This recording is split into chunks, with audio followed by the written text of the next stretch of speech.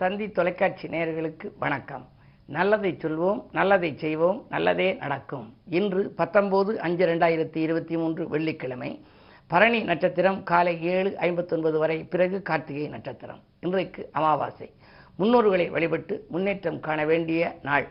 அறைக்குள் விளக்காகி ஆள் வீட்டில் படமாக ஜொலிக்கின்ற அந்த முன்னோர்களை நாம் இன்று அவர்களுக்கு வேண்டிய பதார்த்தங்களை வைத்து இல்லத்து பூஜை அறையிலே வழிபாடுகளை மேற்கொண்டால் நம்முடைய வளர்ச்சி கூடும் என்பது நம்முடைய நம்பிக்கை. அந்த அடிப்படையில் இன்று முன்னோர் வழிபாடு நமக்கு முன்னேற்றம் வழங்கும் என்று சொல்லி இன்றைக்கு நான் உங்களுக்கு சொல்ல இருக்கிற நல்ல கருத்து, கவிஞர் கண்ணதாசன் அவர்கள் ஒரு முறை எங்கள் ஊருக்கு வந்தாங்க. அவர் கவிஞர் கண்ணதாசன் எனக்கு நெருங்கின சொந்தம். அவர்கிட்ட பல பேரும் பல கேள்வி கேட்டாங்க. அந்த கேள்விகளுக்கெல்லாம் ரொம்ப அற்புதமாக சாந்தமாக பதில் சொல்லுவார். நான் நிறைய சந்தேகங்கள் அவர்கிட்ட கேட்டிருக்கேன். அப்படி இருக்கிற பொழுது ஒருத்தர் கேட்டார், சொர்க்கத்துக்கு நரகத்துக்கு என்ன வேறுபாடு அப்படின்னு சொல்லி கேட்டார்.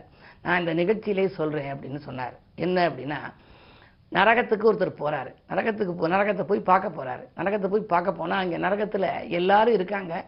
எல்லாருக்கும் முன்னாடி இலை போட்டிருக்கு. அங்கே அறுசுவை உணவு இருக்குது. பாயசம், அப்பளம் இருக்குது, லட்டு இருக்குது, ஜிலேபி இருக்குது, சோறு இருக்குது. எல்லா விதமான பதார்த்தங்களும் அந்த இலையில பரப்பி வச்சு அந்த நரகத்தில் இருக்கிற மக்கள் பூரா பக்கத்தில் அவங்களுக்கு முன்னாடி இலை போட்டு எல்லாம் பரப்பி வச்சுருக்காங்க. ஆனால் கையில் எப்படி இருக்குது அப்படின்னா, கை மடக்க முடியாதபடி ஒரு பெரிய கம்பு வச்சு கட்டியிருக்கு. எல்லாருடைய கைகளும் முழங்கை மடக்க முடியாதபடி நீளமாக ஒரு சப்பை வச்சு கட்டின மாதிரி ஒரு பெரிய கம்பு வச்சு எல்லார் கையும் கட்டியிருக்கு. அவங்களுக்கு சாப்பாடு இருக்குது, சாப்பிட முடியலை, நரக வேதனையாக இருக்குன்னு சொல்கிறாங்க. அதுதான் நரகம்ங்கிறது. அடுத்து அப்படியே சொர்க்கலோகத்துக்கு கூட்டிகிட்டு போகிறார் அவரை. இதுதான் சொர்க்கம்ங்கிறாரு. அங்கேயும் இதே மாதிரி சொர்க்கத்துக்கு வந்த மக்களும் அவங்க உட்கார்ந்துருக்காங்க. முன்னாடி இலை போட்டிருக்கு. இலை போட்டிருக்கிறதுக்கு பக்கத்தில் எல்லாமே இலையில் அனைத்து அறுசுவை உணவுகளும் இருக்குது. அதோட பாயாசம் இருக்குது, ஜிலேபி இருக்குது, லட்டு இருக்குது, அப்பளம் இருக்குது. எல்லா வசதியான அனைத்து சுவையான உணவுகளும் இருக்குது. எல்லார் கையும் கட்டப்பட்டிருக்கு. அங்கேயுமே அதே மாதிரி சொர்க்கத்தில் இருக்கிறவங்களுக்கும் அந்த கை மடக்க முடியாதபடி முழங்கைக்கு பின்னால் ஒரு நீள கம்பு மாதிரி வச்சு கட்டியிருக்கு. தோல்லேருந்து விரல் வரைக்கும் வச்சு கட்டியிருக்கு. அவங்களும் மடக்க முடியலை. ஆனால் கொஞ்ச நேரம் சென்று அவர் வெளியில் போயிட்டு திரும்பி பார்க்குறாரு. எல்லாருமே சாப்பிட்டுக்கிட்டு இருக்காங்க சொர்க்கத்தில். எப்படி கை மடக்க முடியாமல் சாப்பிட்றாங்க அப்படின்னு சொல்லி பார்க்குறாரு. என்ன ஆச்சரியம் அப்படின்னா, ஒருத்தருடைய கையினால் அவரே மடக்கி சாப்பிட முடியாது. அவர் என்ன செய்கிறாரு, அவருடைய இலையில் இருக்கிற உணவை எடுத்து அடுத்தவனுக்கு அப்படி நீட்டி ஊட்டி விடுறார். அதே மாதிரி அவன் இலையிலிருந்து எடுத்து இவருக்கு ஊட்டி விடுறான். அப்படி ஒருவருக்கொருவர் பரிமாறிக்கொண்டு ஒருவருக்கொருவர் தங்களுக்கு அந்த உதவி செய்கிறதுனால அவங்க அந்த சொர்க்கத்துக்கு இடம் பிடித்தார்களாம். ஆனால் நரகத்தில் இருக்கிறவர் தானும் சாப்பிடாம, தான் சாப்பிட முடியாமல் இருந்து தான் மற்றவர்களுக்கு கொடுக்கவும் மனசு வராதவங்களுக்கு இதை எப்படி ஊட்டி விடுறது, இது நல்ல உணவு நம்ம சாப்பிடணும்னு நினைப்பாங்க. இவங்களாலையும் சாப்பிட முடியாது. தானும் அனுபவிக்காமல் பிறரையும் அனுபவிக்க முடியாமல் அனுபவிக்க விடாமல் இருப்பவர்கள் எல்லாம் நரகத்துக்கு வந்திருப்பவர்கள். சொர்க்கத்தில் இருப்பவர்கள் பிறருக்கு சேவை செய்பவர்கள், பிறருக்கு உதவி செய்பவர்கள். பிறருக்கு நாம் அன்னதானம் அளித்து நல்ல உதவிகள் எல்லாம் செய்தால் பிற்காலத்திலே அவர்களுக்கு சொர்க்கம் கிடைக்கும். ஆனால் இப்பொழுது இப்படி இருக்கிறது என்று இந்த வேறுபாட்டை பற்றி மிக அற்புதமாக சொன்னார் கவிஞர் கண்ணதாசன். ஆக வாழ்க்கையிலே நாம் இதுபோன்ற அமாவாசை திதி வருகின்ற நாட்களிலே முன்னோர் நினைத்து வழிபட்டு விட்டு அங்கே காகத்துக்கு சோறு வைப்பது வழக்கம். காகத்தின் வடிவிலே தான் முன்னோர்கள் வருவார்கள் என்று சொல்வார்கள்.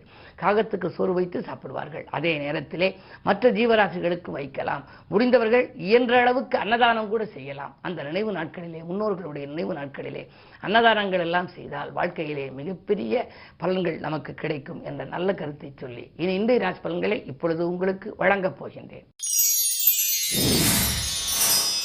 மேசராசி நேயர்களே, உங்களுக்கெல்லாம் இன்று பகல் 2:09 வரை உங்கள் ராசிக்குள் சந்திரன் இருக்கின்றார். குருவோடு சந்திரன் சேர்ந்தால் குருச்சந்திர யோகம் என்று சொல்வார்கள்.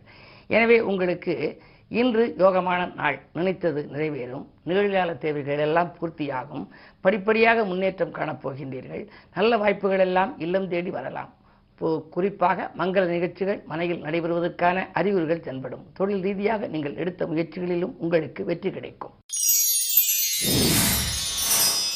ரிஷபராசி நேயர்களே, உங்களுக்கெல்லாம் விட்டு கொடுப்பதன் மூலமே விருப்பங்கள் நிறைவேறுகின்ற நாள். தட்டுப்பாடுகள் அகலும். தனவரவு திருப்திகரமாக இருக்கும். பொதுநலத்தில் இருப்பவர்களுக்கு புதிய பொறுப்புகள் வரலாம். வாங்கல் கொடுக்கல்கள் சீராகவே இருக்கும். ஆடை ஆபரண சேர்க்கைகள் உண்டு. ஆலய வழிபாடும் உங்களுக்கு ஆனந்தம் வழங்கும் நாள் இந்த நாள். இன்று பகல் 2:09 மேல் உங்கள் ராசிக்குள் சந்திரன் வருகின்றார். அற்புதமான நேரம். எனவே மாலை நேரத்தில் நீங்கள் நினைக்கும் காரியங்கள் நினைத்தபடியே நிறைவேறக்கூடிய வாய்ப்பு உண்டு. புதிய முயற்சிகளில் வெற்றி கிடைக்கும். மிதுனராசி நேயர்களே, உங்களுக்கெல்லாம் இன்று உற்சாகத்துடன் செயல்படுகின்ற நாள். உத்தியோகத்திலே உங்கள் யோசனைகளை மேலதிகாரிகள் ஏற்றுக்கொள்வார்கள். வாங்கல் கொடுக்கல்கள் இருந்த சரள நிலை இப்பொழுது திருப்திகரமாகவே உங்களுக்கு இருக்கும். கையெழுத்து ஏதாவது புது ஒப்பந்தங்களில் கையெழுத்திடக்கூடிய வாய்ப்புகள் கூட உங்களுக்கு வரலாம். சனி பகவான் 9ல் இருப்பதால் பூர்வீக சொத்து தகராறுகள் அகலும். முன்னோர் வழி சொத்துக்களில் முறையான பங்கீடுகள் கூட கிடைக்கலாம். இதுவரை தாமதப்பட்டு வந்த காரியங்கள் இன்று தடையின்றி நடைபெறுகின்ற நாள் என்பதை அறிந்து கொள்ளுங்கள். கடகராசி நேயர்களே, உங்களுக்கெல்லாம் 8ஆம் இடத்திலே சனி இருக்கின்றார். ராசியில் செவ்வாய் சனியை பார்க்கின்றார். எனவே எதிர்மறை எண்ணங்களை தவிர்க்க வேண்டிய நாள். இன்று எதை செய்தாலும் யோசித்து செய்ய வேண்டும். கூட இருப்பவர்களாலும் கூட பிறந்தவர்களாலும் தொல்லைகள் உண்டு. பண தேவைகள் உடனுக்குடன் உங்களுக்கு பூர்த்தியானாலும் விரயங்கள் அதிகரித்து கொண்டே இருக்கிறது என்ற கவலை ஏற்படலாம். சேமிப்புகள் எல்லாம் கரையக்கூடிய அளவுக்கு கூட பெரிய விரயங்கள் கூட வரலாம். மிக கவனமாக இருப்பது நல்லது. அதிலும் இன்று அமாவாசை என்பதால் முன்னோர்களை வழிபடுவதன் மூலம் ஓரளவேனும் நற்பலன்களை நீங்கள் அடைய வாய்ப்பு உண்டு. சிம்மராசி நேயர்களே, குருவினுடைய பார்வை உங்கள் ராசியில் பதிவது நன்மைதான். எனவே குருபார்க்க கோடி நன்மை என்பதனாலே இன்று நீங்கள் தொட்ட காரியங்களில் வெற்றி கிடைக்கும். புது முயற்சிகளில் உங்களுக்கு அனுகூலங்கள் உண்டு. ஆரோக்கியம் சீராகி ஆனந்தப்படுத்தும். உறவினர்கள் உங்களுக்கு உதவிகரமாக இருப்பார்கள். அதிகார பதவியில் உள்ளவர்களின் ஆதரவோடு புதிய முயற்சிகளில் எல்லாம் உங்களுக்கு அனுகூலங்கள் கிடைக்கப் போகின்றது. உத்தியோகத்தில் கூட உங்களுக்கு சக ஊழியர்களும் உங்களுடைய வேலைகளை பகிர்ந்து கொள்வார்கள். மேலதிகாரிகள் உங்களுடைய எண்ணங்களை நிறைவேற்றுவதற்காக அவர்கள் உங்களுக்காகவே சில காரியங்களை துணிந்து செய்வார்கள். இன்று உங்களுக்கு ஒரு மிக மிக இனிய நாள். கன்னிராசி நேயர்களே, உங்களுக்கு சந்திராஷ்டமம். பகல் 2:09 வரை சந்திராஷ்டமம் இருக்கின்றது. எனவே எது செய்தாலும் நீங்கள் காலையில் யோசித்து செய்ய வேண்டும். அதிலும் பகல் 2:09 வரைக்கும் நீங்கள் திட்டமிட்ட காரியங்கள் திசை மாறி செல்லும். திடீர் விரயங்கள் வரலாம். எதிர்மறை எண்ணங்கள் அதிகரித்து கொண்டே இருக்கும். எதை நீங்கள் செய்ய நினைத்தாலும் செய்ய இயலாமல் போகலாம். ஆரோக்கியத்திலும் தொல்லைகள் வரலாம். அருகில் இருப்பவர்களின் ஆதரவும் குறையலாம். துலாம் ராசி நேயர்களே, உங்களுக்கு ஜென்மத்திலே கேது. இடமாற்ற சிந்தனைகள் அதிகரிக்கின்ற நாள். எதையும் துணிந்து செய்ய இயலாது. இன்று சந்திராஷ்டமம் பகல் 2:09க்கு மேல் வருகின்றது. எனவே பகல் 2:09க்கு மேல் வருவதனாலே காலை நேரத்தில் புது முயற்சிகள் செய்தால் செய்துவிடலாம். ஏதேனும் ஒரு புது காரியங்கள் தொடங்குவதாக இருந்தாலும், யாரையேனும் பார்த்து ஏதேனும் காரியம் சாதிக்க வேண்டும் என்று நினைத்தாலும் காலையில் நீங்கள் அந்த முயற்சிகளை செய்யலாம். விருச்சிக ராசி நேயர்களே, உங்களுக்கெல்லாம் இன்று பணப்புழக்கம் அதிகரிக்கும் நாள். பாடுபட்டதற்கேற்ற பலன் கிடைக்கும். சொன்ன சொல்லை காப்பாற்றுவீர்கள். தொழில் வளர்ச்சி திருப்திகரமாகவே இருக்கிறது. வீட்டுக்கு தேவையான விலை உயர்ந்த பொருட்களை வாங்குவதில் கவனம் செலுத்துவீர்கள். பொதுநல ஈடுபாடும் உங்களுக்கு அதிகரிக்கலாம். புதிய பொறுப்புகள் உங்களுக்கு வந்து சேரும்.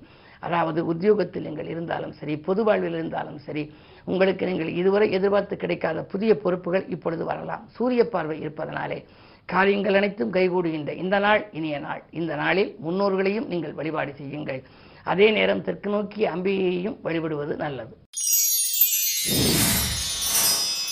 தனுசு ராசி நேயர்களே, குருவினுடைய பார்வை இருக்கின்ற பொழுது மற்றவர்களை நம்பி செய்த காரியங்களால் உங்களுக்கு மனக்கலக்கம் ஏற்படாது. யாரிடமேலும் பொறுப்பை ஒப்படைத்தால் சிறப்பாக செய்து விடுவார்கள். அது மட்டுமல்ல, பொருளாதாரத்திலும் உங்களுக்கு நல்ல பலன்கள் உங்களுக்கு கிடைக்கும். பொருளாதார நிலை உயரும். அதே நேரத்தில் உணவு சார்ந்த விஷயங்களில் கொஞ்சம் கவனம் தேவை. கேது உங்கள் ராசியை பார்க்கின்றார். உடல்நலத்தில் கொஞ்சம் அக்கறை காட்ட வேண்டிய சூழ்நிலை உருவாகலாம். மகர ராசி நேயர்களே, உங்களுக்கு 7.5 சனியில் குடும்பச்சனியின் ஆதிக்கம். பம்பரமாக சுழன்று பணிபுரிகின்ற நாள். பாராட்டும் புகழும் உங்களுக்கு கூடும். பாடுபட்டதற்கேற்ற பலன் உங்களுக்கு உண்டு. கடன் சார்ந்த விஷயங்களில் கொஞ்சம் சிந்தித்து செயல்படுவது நல்லது. யாருக்கேனும் பொறுப்பு சொல்லி கடன் வாங்கி கொடுத்தால் அதனால் சிக்கல்கள் வரலாம். அதே நேரத்தில் பெரிய மனிதர்களையும் நீங்கள் பகைத்துக் கொள்ள நேரிடலாம். மனப்பாரம் கொஞ்சம் குறைந்தாலும் கூட செவ்வாய் பார்வை இருக்கின்றது. செவ்வாய் 2ஆம் இடத்தை பார்ப்பது அவ்வளவு நல்லதல்ல. உங்களுடைய எண்ணங்கள் எல்லாம் நிறைவேறுவதில் கொஞ்சம் தடைகளும் ஏற்படலாம். கோபம் கொஞ்சம் அதிகரிக்கும். கோபத்தின் காரணமாக நட்பு கூட பகையாகலாம். கவனம் தேவை. கும்பராசி நேயர்களே, உங்களுக்கு ஜென்மச்சனியின் ஆதிக்கம் ஒருபுறம். உங்களுடைய ராசிநாதன் சனி சொந்த வீட்டில் இருக்கிறாரே என்ற நன்மையும் உங்களுக்கு ஒருபுறம் கிடைக்கப் போகின்றது. சாமர்த்தியமான பேச்சுக்களால் சாதனை படைக்கின்ற நாள் என்று கூட சொல்லலாம். இன்று நீங்கள் நடந்து கொள்ளும் விதத்தில் தான் உங்களுக்கு பலன் கிடைக்கும். அதாவது சாமர்த்தியமாக பேசி நீங்கள் காரியங்களை சாதித்துக் கொள்ளலாம். மீனராசி நேயர்களே, உங்களுக்கெல்லாம் இன்று மிகச்சிறந்த நாள். இன்றைக்கு உறவினர்களோடு நீங்கள் இருந்து அவர்களோடு பழகி ஆனந்தப்படப் போகின்றீர்கள். அதாவது எதிர்பாராத விதத்தில் விருந்தினர்கள் வருகை உங்களுக்கு ஏற்படலாம். விமர்சனங்களை கண்டு நீங்கள் எதற்கும் கவலைப்பட வேண்டியதில்லை. 7.5 சனி நடைபெறுகிறது என்றாலும் கூட பலரும் பல மாதிரி விமர்சிக்கிறார்களே என்றெல்லாம் நீங்கள் நினைக்கலாம். அதை பற்றி கவலைப்பட வேண்டாம். உங்களுடைய வாழ்க்கை தரம் உயரப் போகின்றது. வழிபாட்டிலும் நீங்கள் கவனம் செலுத்துவீர்கள். நாளிலே சுக்கிரன் இருப்பதால் விலை உயர்ந்த பொருட்களை வாங்குவதிலே கவனம் செலுத்துவீர்கள். பாதியில் இந்த கட்டிடப்பணி கூட மீதியும் தொடரலாம். பொதுவாக வருங்கால நலன்கருதி நீங்கள் எடுத்த முயற்சிகளில் வெற்றி கிடைக்கும் இந்த நாள் மிக மிக இனிய நாள். இன்று முன்னோர்களையும் வழிபட்டால் முன்னேற்றத்தின் முதல் படிக்கு நீங்கள் செல்லலாம். மேலும் விவரங்கள் அறிய தினத்தந்தி படியுங்கள்.